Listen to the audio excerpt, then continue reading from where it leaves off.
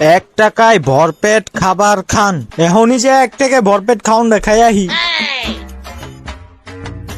ওই ভাই খাউন দেন। ওই বেটা কাস্টমার বয়ে রয়েছে, তাড়াতাড়ি খাওন দে। ভাই কি দিমু? যা মন চাই দেন। আচ্ছা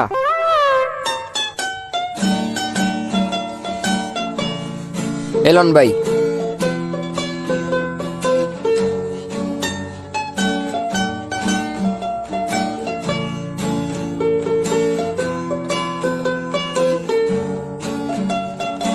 ভাই এই লন 1 টাকা।